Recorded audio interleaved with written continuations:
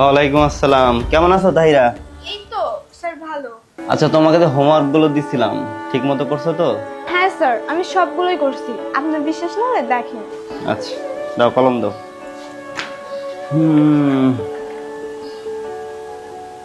এই যে একটা ভুল করছো। এটা কি করছো? আরে কি লেখা, লেখাও তো ঠিক মতো লিখতে পারতেছো না। মানে এটা কোনো লেখা হইলো? এই ওই দিন যে তোমার আমি হাতে ধরে ধরে শিখাইলাম, তারপরে যদি এরকম করো, ধরো আবার লেখো, এখান থেকে লেখো।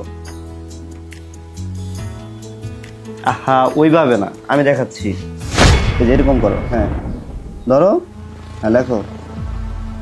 আরে কেউ এরকম করতেছো কেন? লেখো। স্যার আমি লিখছি, আপনি এরকম।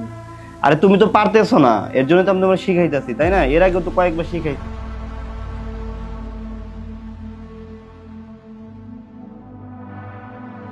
আমি তো লিখতেছি, তাই না? আরে তুমি কই লিখতেছো?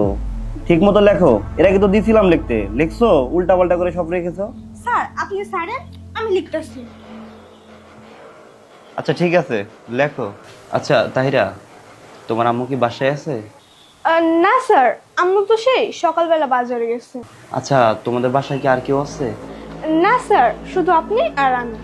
ঠিক আছে, চলো আমরা বেডরুমে গিয়ে গল্প করি। স্যার বেডরুমে কেন? আমরা এখানেই কথা বলি না। আচ্ছা ঠিক আছে, এখানেই গল্প করি। তুমি একটু কাছে এসে বসো। না স্যার। আরে আসো না, আসো। স্যার পা। আরে সমস্যা কি, আসো। ও, আচ্ছা তাহিরা, আমার একটা ইমার্জেন্সি কাজ আছে, আজকে আমি আসি। আচ্ছা। আচ্ছা ঠিক আছে, আসি।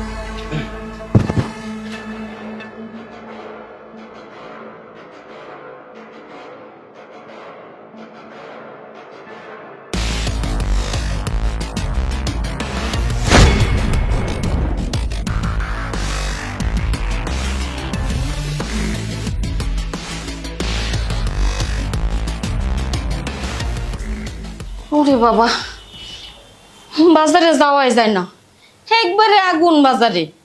জিনিসের এত দাম বাড়ছে, টাকার মান তো আর বাড়ে নাই। টাকার মান তো দিন দিন কমে যাইতেছে। আমরা মধ্যবিত্ত পরিবার যারা আছি তারা সংসারকে। কি ব্যাপার মামুনি, কি হয়েছে? তোমার স্যার আসে নাই, পড়তে বসে নাই আজকে? দেখো মা, এই স্যারের কাছে আমি আর পড়বো না।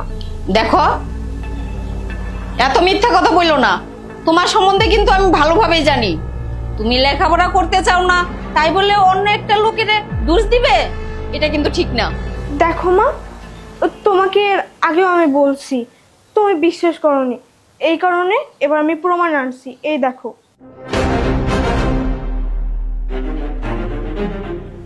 এটা কি করে সম্ভব? কি করে এটা পারলো?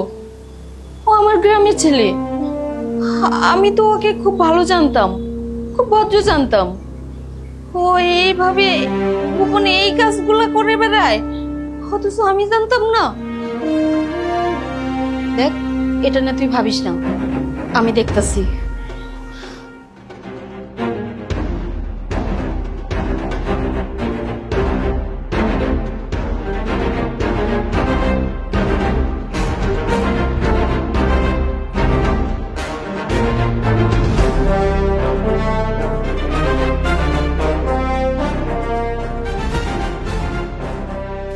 দেখেন, আপনি আমার গ্রামের, তাই আমি চাইছিলাম যে আপনার ছেলেটা বেশ লেখাপড়া করছে, মোটামুটি ভালো শিক্ষিত, আর গ্রামে চলার মতো কোনো অবস্থান নাই বিদায় আমি চাইছি যে আপনার ছেলেটা আমার কাছে নিয়ে আসি, এবং আমার একটা মেয়ে আছে, আমার মেয়েটারে লেখাপড়া করাবে, আমার কাছে থাকবে, খাবে দাবে, মাস মাস কিছু মাইনেই দেব, এই চিন্তা ভাবনা করছিলাম।